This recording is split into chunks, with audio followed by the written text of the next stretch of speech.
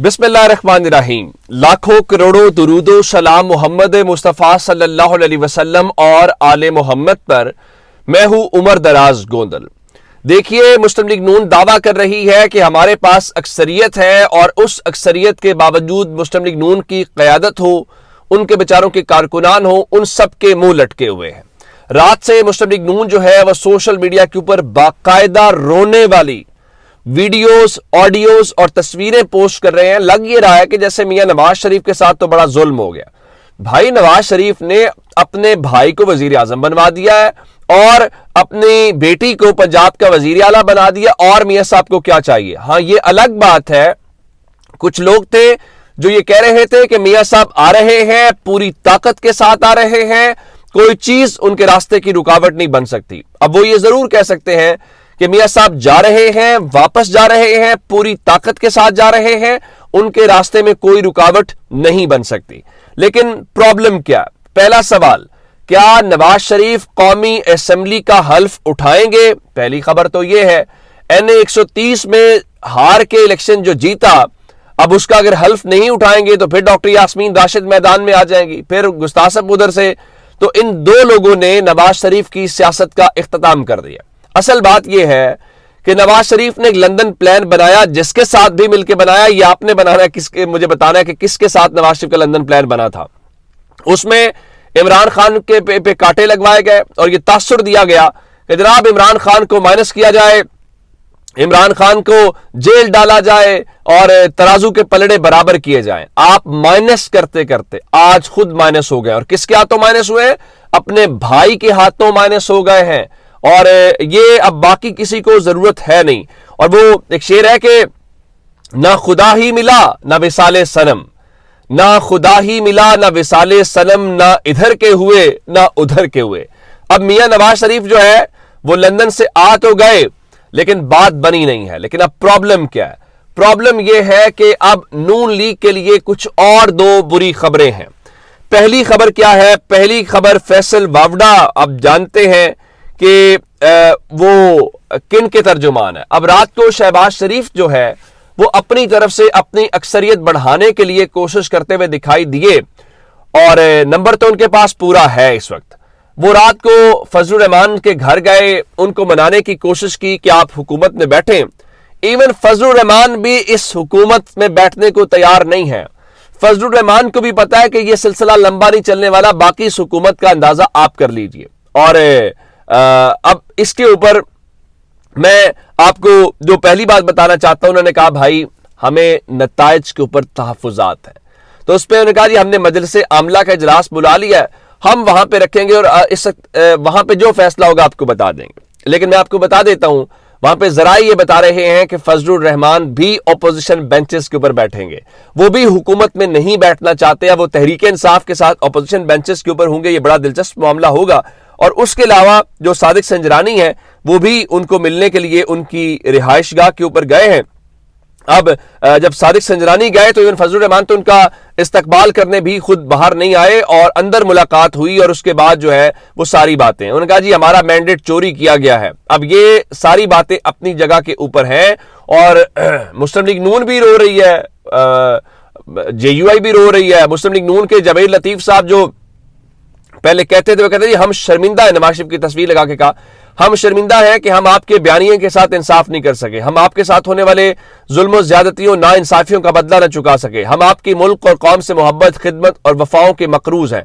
आपके एहसानात का बदला चुकाने का वक्त आया मगर हमने जाया कर दिया। शायद हम बाहसियत कौम एहसान फरामोश है। नहीं, आप कौम पे इल्जाम ना लगाएं।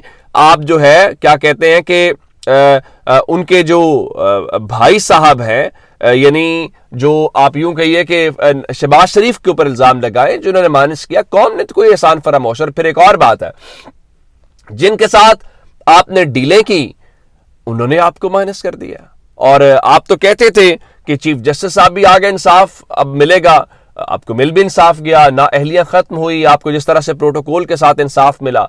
फिर आप कहते थे आर्मी चीफ की तैनाती होगी, अब सतह खैराम 10 साल के लिए। तो अब आप शिकवा किससे कर रहे हैं? ये बात समझ से बालातर है। अब मैं आपको उस खबर की तरफ लेके आना चाहता हूं जो इस वक्त खबर यह है कि जनाब اس حکومت کو آتے ہی کام جو ہے وہ مہنگا پڑ گیا۔ اب اس کی ایک وجہ تو یہ ہے، یہ حکومت عوامی مینڈیٹ کے اوپر نہیں کھڑی، یہ ہم سب کو پتا ہے، اور یہی بات آج مظہر عباس صاحب نے اپنے مضمون میں لکھی ہے کہ مائنس عمران تحریک انصاف الیکشن ہوا مگر نتائج پرو تحریک نکل آئے۔ اسے کہتے ہیں کہ جمہوریت بہترین انتقام ہے، اب جتنی جلدی ہم اسے قبول کر لیں اتنا ہی اس نظام کے لیے بہتر ہے۔ بنیادی طور پہ اس کو تسلیم نہیں کیا گیا، اور تسلیم کس طریقے سے نہیں کیا گیا کہ آج انصار عباسی کی خبر یہ ہے کہ جناب اگر جماعت اسلامی یا MWM کا حصہ بن بھی جائے تحریک انصاف تو اس کے باوجود بھی اسمبلی کی مخصوص نشستیں پاکستان تحریک انصاف کو نہیں ملیں گی۔ اب اس کی وجہ کیا ہے؟ اس کی وجہ بڑی سادہ سی ہے، وہ میں آپ کو بتا دیتا ہوں۔ وہ یہ ہے کہ قاضی فائز عیسیٰ صاحب نے اپنے پاس یہ نشستیں رکھ لیں کس طریقے سے، تحریک انصاف سے بلے کا نشان چھین کے، تو قاضی فائز عیسیٰ صاحب کے فیصلے کی بدولت اب یہ مخصوص نشستیں باقی جماعتوں کو ملیں گی، تو یوں ان کو حکومت بنانے میں آسانی رہے گی۔ تو اب آپ جب یہ دیکھ رہے ہوں کہ یہ حکومت بن رہی ہے تو قاضی فائز عیسیٰ صاحب کو مت بھولیے گا، آپ یاد رکھیے گا اس حکومت میں بنانے میں ان کا بھی بہت بڑا کردار ہے۔ اب آتے ہیں اس بات کے اوپر کہ آپ جانتے ہیں فیصل وابڈا کو۔ فیصل وابڈا جو ہے انہوں نے کہا تھا کہ مسلم لیگ نون کی 80 سے کم سیٹیں ہوں گی، 80 سے کم سیٹیں ہیں۔ اب فیصل وابڈا اگلی بات کر رہے ہیں، فیصل وابڈا کہہ رہے ہیں کہ اگر شہباز شریف کی سربراہی کے اندر یہ حکومت بن رہی ہے تو ایک تو اس کا مطلب یہ ہے کہ یہ مسلم لیگ نون کا آخری اقتدار ہے، ایک بات۔ پھر انہوں نے کہا کہ دیکھیے اس میں پی پی سارا جوس نکال کر اپنے آئینی عہدے لے جائے گی اور ملبہ سارا جو ہے وہ گرے گا ان جماعتوں مسلم لیگ نون کے اوپر۔ لیکن جو اس سے بڑی خطرناک بات ہے وہ کیا؟ وہ یہ بتا رہے ہیں کہ یہ جو حکومت ہے یہ 1.5 سال سے زیادہ نہیں چلے گی، اور 1.5 سال میں آپ کو دوبارہ الیکشن ہوتے ہوئے دکھائی دیں گے، یہ فیصل وابڈا کا کلیم ہے۔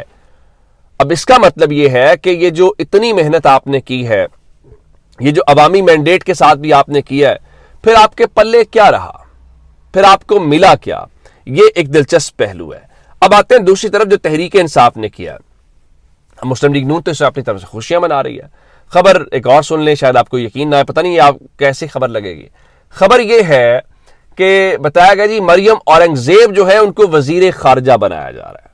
اب پہلے مریم نواز شریف کو پنجاب کا وزیر اعلیٰ بنایا گیا ہے، اب مریم اورنگزیب کیسی وزیر خارجہ ہوں گی یہ آپ نے مجھے ضرور کامنٹس میں بتانا ہے۔ میں آپ کی رائے جاننا چاہتا ہوں کہ آپ کو، مجھے تو رات سے یہ دعویٰ ضرور کیا جا رہا ہے اور مجھے رات سے اس دعوے کا جو ہے وہ یقین نہیں ہو رہا۔ میری مریم اورنگزیب سے بات نہیں ہوئی ورنہ میں کنفرم کر کے آپ کو بتا دیتا، لیکن آپ کو یہ خبر کیسی لگی؟ مجھے ابھی تک یقین نہیں آ رہا کہ مسلم لیگ نون نے اتنا بڑا قدم اٹھا لیا ہو کہ مریم اورنگزیب کو۔ اچھا، اب تحریک انصاف نے ان کے لیے کیا کیا ہے؟ عمر ایوب جو ہے جنرل سیکرٹری ہیں اس وقت پاکستان تحریک انصاف کے، انہوں نے رات ایک اور بات کی ہے۔ اب وہ کس بنیاد کے اوپر کی ہے، کیا وجہ ہے؟ ایک تو تحریک انصاف کے بیرسٹر گور کہہ رہے ہیں جی 40 25 30 40 کروڑ تک آفرز ہو رہی ہیں ہمارے لوگوں کو کہ آپ ہمارے ساتھ مل جائیں، لیکن اب عمر ایوب یہ کہتے ہیں کہ اگلے 48 گھنٹوں میں ہماری اکثریت ہوگی، اور ان کے بقول ہمارا وزیر اعظم آنے والا ہے، وزیر اعلیٰ پنجاب بھی ہو جائے گا، ہمارا ہوگا، آپ دیکھتے جائیں اگلے 20 دنوں میں ہماری حکومتیں بن جائیں گی۔ اب یہ بہت بڑی خبر ہے، لیکن پھر ایک بنیادی سوال ہے، ہر خبر ہر دعوے کو آپ سر پہ اٹھا کے بھاگنا نہیں شروع کر دیں گے کہ اس نے کہہ دیا تو اس کا مطلب ہو گیا۔ سوال یہ اٹھانا بنے گا کہ آخر آپ یہ دعویٰ کر رہے ہیں تو کس بنیاد کے اوپر کر رہے ہیں؟ آپ کے پاس کون سا نمبر ہے؟ آپ کے پاس تو مخصوص نشستیں بھی آپ کو وہ دینے کو تیار نہیں ہیں، تو آپ کس طریقے سے یہ نمبر پورا کر کے پنجاب میں بھی حکومت بنائیں گے اور وفاق میں بھی حکومت بنائیں گے؟ لیکن ایک پنجاب کو لے کے ایک بڑی جو خبر ہے وہ ہمارے سامنے، ایک تو مریم نواز شریف وزیر اعلیٰ بنی ہے تو کوئی تنقید نہیں کر رہا کہ بھائی وہ نواز شریف کی بیٹی ہے، شریف خاندان نے ایک بار پھر ریوڑیاں اپنے گھر میں بانٹ لی ہیں، لیکن آج جنگ اخبار کے پہلے صفحے کے اوپر جو علی امین گنڈا پور ہیں ان کی ایک تضحیک آمیز قسم کی جو تنقیدی رپورٹس ہیں وہ جاری کی گئی ہے، اور اس میں یہ پیغام دیا گیا ہے کہ علی امین گنڈا پور کی جو نامزدگی ہے وہ اسٹیبلشمنٹ اور مخالفین کو مزاحمت کا واضح پیغام ہے، اور گنڈا پور عمران خان کے انتہائی قابل اعتماد اور ہارڈ لائنر ساتھی ہیں اور وہ مزاحمت کو ترجیح دیں گے، اور ان کا خیال یہ ہے کہ جناب اس سے اب محاذ آرائی بڑھنے کا خدشہ ہے۔ دیکھیے ایک بات بڑی سادہ ہے کہ آپ یہ جو ساری باتیں کر رہے ہیں کیا پاکستان تحریک انصاف اگر یہ مزاحمت ہو رہی ہے یا کوئی محاذ آرائی ہے تو کیا یہ پاکستان تحریک انصاف نے کی ہے یا آپ نے پچھلے چند مہینوں میں تحریک انصاف کے ساتھ جو ظلم ہوتا ہم نے دیکھا ہے اس کے اوپر بھی کامنٹ کریں گے, کوئی جملہ بولیں گے, یا آپ نے تحریک انصاف کو رگیدنا. اور رہی بات کہ علی امین گنڈا پور کے اوپر کون سا جرم ثابت ہو گیا جو آپ اس کی مخالفت کر رہے ہیں؟ کیا علی امین گنڈا پور کو اس کے لوگوں نے منتخب نہیں کیا؟ کیا پاکستان تحریک انصاف کے صدر ہونے کے بعد تحریک انصاف نے وہاں سے کلین سویپ نہیں کیا ایک طرح سے خیبر پختونخوا سے؟ تو خیبر پختونخوا کے لوگوں کو جب اعتراض نہیں ہے تو ہم کیسے کر رہے ہیں؟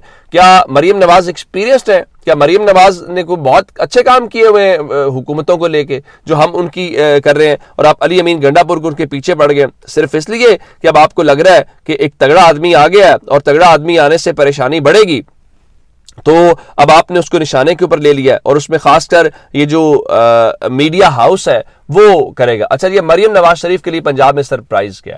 سرپرائز یہ ہے چونکہ وہ مد مقابل تھیں اور ان کو الیکشن سے ناک آؤٹ کیا گیا, تو لوگ یہ کہہ رہے ہیں کہ پنجاب کے اندر صنم جاوید کو مریم نواز کے مقابلے میں اپوزیشن لیڈر بنا دیا جائے اور پھر مریم نواز کو سمجھ آئے کہ پنجاب اسمبلی چلانی کیسے ہے.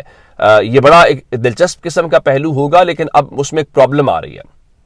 پرابلم یہ ہے کہ جو ریزرو سیٹیں ہیں وہ حاصل کرنی پڑیں گی. اگر ریزرو سیٹیں آ جائیں تو پھر صنم جاوید نمبر 1 کے اوپر وزیر پنجاب کے اندر ایم پی بن کے آئیں گی, لیکن اگر ریزرو سیٹیں نہیں ملتی تو پھر اس کے اوپر پرابلم ہوگی. اور مریم نواز جو ہے اب وہ اس ساری صورتحال کے اندر انہوں نے کہا جی وہ فیصلہ تو وہ کر لیا ہے انہوں نے صنم جاوید کو اپوزیشن لیڈر بنانے کا, لیکن بنانا کیسے ہے یہ ایک بالکل الگ ہی صورتحال ہے. پھر ایک اور بھی بات ہے کہ مریم نواز NA-119 سے سیٹ چھوڑیں گی تو اطلاعات آ رہی ہیں کہ اس کے اوپر ایاز صادق جو ہیں رانا ثناءاللہ جو ہیں یا خواجہ سعد رفیق, زیادہ امکان خواجہ سعد رفیق کا ہے, ان کو الیکشن لڑا کے جتوایا جائے گا. اب جتوا سکیں گے کہ نہیں سکیں گے وہ ایک الگ خبر ہے. پھر شہباز شریف کی جو صوبائی اسمبلی کی سیٹ ہے شاید اس پہ رانا ثناءاللہ کو پنجاب اسمبلی کا الیکشن لڑایا جائے. تو یہ اب تک کی اپڈیٹ سے اب تک بہت سارا خیال رکھیے گا. خدا حافظ.